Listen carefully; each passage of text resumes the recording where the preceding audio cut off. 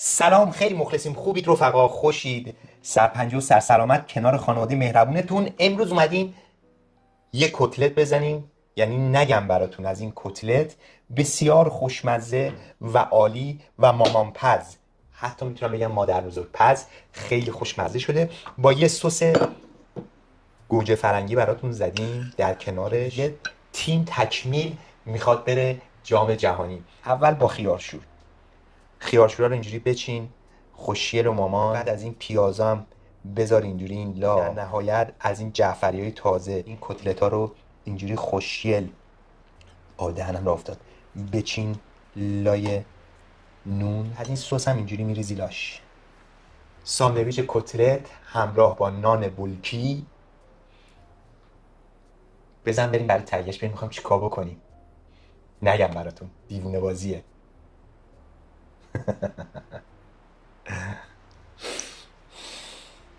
صبر کن میخورم. برای شروع دوستای گل عزیز بریم برای سس این کتلت خوشمزه که به مقدار دلخواه شما هر چند تا گوجه که داشتید میتونید به این صورت قاچ کنید، بریزید توی قابلمه. من همیشه از روغن زیتون روی این گوجه استفاده میکنم و کمی روغن معمولی و نمک و فلفل به مقدار لازم. اینو یه همش میزنیم همینجوری داخل قابلمه، درشو میذاریم و میریم میزنیمش رو اجاق تا قشنگ این گوجه ها تبدیل به یه سس خوشمزه بشه رو حرارت ملایم. حتما این کار بکنید، این سس جاودانه هنره. بریم برای مایه کتلتمون که واقعا این مایه شگفت انگیزه و من خودم هر دفعه اینو درست میکنم شگفت زده میشم، اینقدر این خوشمزه است. به آشپزخونه کتلت وار ما اطمینان کنید، خیلی خوشمزه است. من اینجا 500 گرم گوشت چرخیرده دارم. سیب زمینی خام من برداشتم، پوره کردم سیب زمینی و آبشو گرفتم. حالا رنده هم میتونید بکنید یا توی چرخ گوش اگر دارید بریزید توی چرخ گوش. سیب زمینی خام حالت خمیری شکل میاد بیرون و آبشو حتما بگیرید. پس این سیب زمینی پخته نیست دوستای عزیز، سیب زمینی خامه من میزنم تو مایه کتلتم. رمز خوشمزگیش همینه. بزن بره ببین چیکار میکنه. این میزنیم داخل گوشت. 500 گرم گوشت شد، 500 گرم سیب زمینی رنده شده یا پوره شده و آبشو گرفتیم. مقدار مایه سیب زمینی و گوشت ما اندازه است، 500 گرم 500 گرم. پیاز آب گرفته شده، حالا یا رنده شده یا توی این ماشینای غذا ساز ما ریختیم پوره شده. اینم آبشو حتما بگیرید، 300 گرم. به به چیکار میکنه؟ ادویه های اعجاب انگیز چیه؟ من اینجا زردچوبه دارم. زردچوبه یه قاشق چایخوری. خانم فیلمبردار گفت اول توضیح بده بعد همه رو یه دفعه بریز. دیدم چقدر جالب و قشنگ گفتنشون. بعد از زردچوبه که یه قاشق چایخوری بود، من اینجا 2 تا قاشق غذاخوری آرد نخودچی دارم. یه نکته من در مورد آرد نخودچی بگم. آرد نخودچی که من استفاده میکنم برای کتلت آرد نخودچی بوداده است. پس حتما از آرد نخودچی بوداده استفاده کنید، از غیر بوداده استفاده نکنید. کتلتتون مزه فلافل میگیره، مزه نخود خام میگیره. پس آرد نخودچی بوداده طعمش فوق العاده است. داخل کتلت کاری نصف قاشق چایخوری، فلفل نصف قاشق چایخوری و نمک به اندازه 2 تا قاشق چایخوری. اینا رو من یک جا میریزم داخل مایه کتلتم. چیزی از قلم ننداختم، نه خدا رو شکر. بعد از اینکه ادویه رو زدیم، من اینجا 2 تا تخم مرغ دارم. تخم مرغ رو میشکنم جداگونه. حتما این کارو بکنید، خیلی موثره توی مایه کتلتتون. جداگونه من میشکنم اینا رو توی کاسه و هم میزنم. اینکه کاملا تخم مرغاتون به هم خورد، اصطلاحاً ما بهش میگفتیم خاگینه مانند، اینو اضافه میکنیم روی ادویه ها. من میرم برای ورز مایه کتلتم. همین الان بوی کتلت در اومد. از این آشپزا که خیلی واردن، همزمان یه کاری انجام میدن، دوست دارن با مخاطبین صحبت کنن و منم تو ورز دادن خیلی واردم. نگاه کنید باهاتون دارم صحبت میکنم، اصلا هم به ورز دادنم نگاه نمیکنم. خیلی کار سختیه ولی من دارم انجامش میدم. مایه کتلت ما ورز خورد، خیلی هم کار سختی بود ورزدارنش، ولی ما دیگه ورزش دادیم.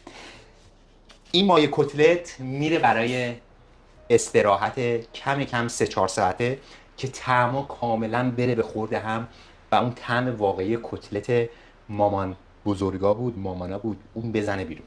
البته همین مایه کتلت هم همین الان آماده است، شما میتونید سرخش کنید، ولی حتما بهش استراحت بدید تا اون طعم واقعی کتلت مثل گل بزنه بیرون. میری میذاریش داخل یخچال، روشم من با یه کیسه پوشوندم و برمیگردیم بعد از 3-4 ساعت. قشنگ بذارید استراحت بکنه، مایه کتلتتون جا بیفته. من برگشتم بعد از 4-5 ساعت، مایه کتلتم آماده است. البته این مایه کتلت رو اگر شما بهش استراحت بیشتری بدید، حتی یک شب، مایه کتلتتون دیگه نگم براتون دیگه خیلی خوشمزه تر میشه. من حداقل استراحت رو به این دادم. میریم برای یه فن دیگه میخوایم روش بزنیم. قبل از اینکه ما اینو سرخ بکنیم، من اینجا پودر سوخاری دارم، میخوام بزنم داخل مایه کتلتم.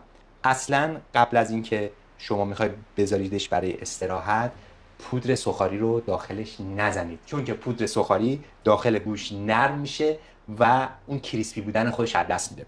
پس من الان پودر سوخاری رو میزنم داخل گوشتم. مقدار پودر سوخاری هم که من زدم نصف فنجان بود، نصف لیوان.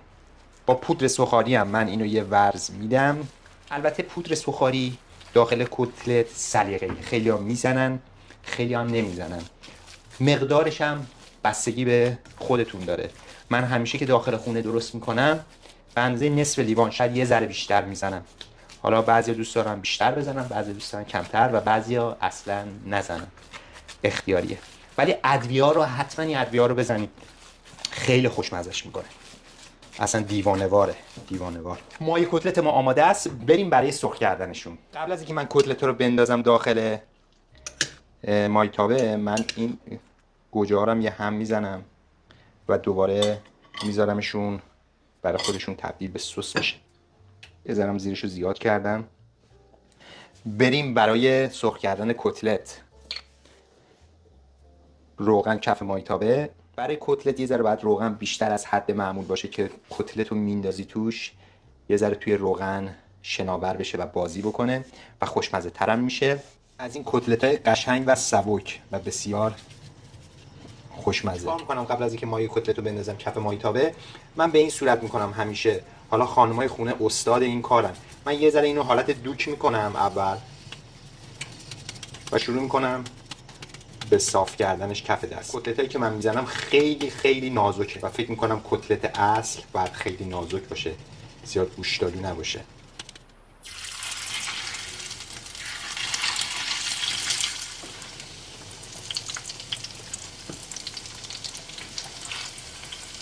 به به به به از این کتلت هم میپزید.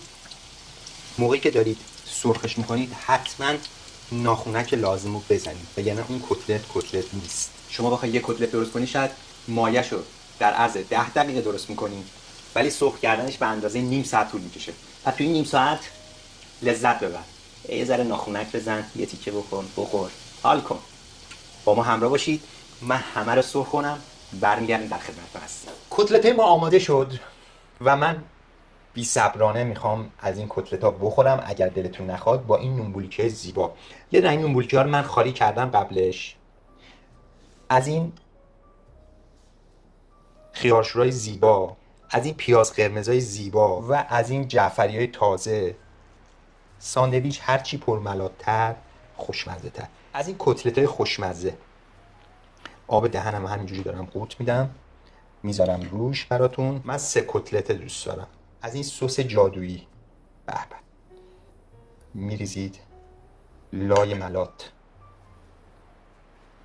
بفرمایید، دلتون نخواد، نوش جانتون، گوارای وجود. من اینو مزه میکنم، جای شما همه دوستان خالی، موندم از کدوم طرفش بخورم.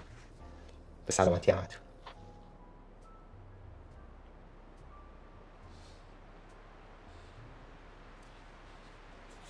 محیط هم سیخ شد. الان رونالدو هم میخواد بیاد پشت در وایساده منتظر من در رو وا کنم بیاد این کتلت رو تست بکنه. خیلی خوشمزه شده. Chef Maidanchi, CR7 in the house. Ronaldo slides and bro past that sandwich quick. Call it so fire, first bite straight magic. Double tap like boom, million in a click. Chef, you're the GOAT, this is pure hit. See you from the kitchen, story tag, we lit. Chef Maidanchi, Ronaldo's now your biggest fan, legit. امیدوارم که این کتلت رو درست کنید تو خونه‌هاتون لذتش رو ببرید. لایک و سابسکرایب یادتون نره، کامنت هم برامون بنویسید و زنگوله هم برامون بفشارید. دکمه هایپ هم بزنید. خیلی خوشحال میشیم. کامنت هم گفتم، لایک رو نگفتم. لایک قشنگرم بزن تا یه برنامه دیگه، تا یه کار جدید دیگه، تا یه آتیش‌بازی دیگه. خدا نگهدار. این کتلت واقعا یه فن کاراته داشت.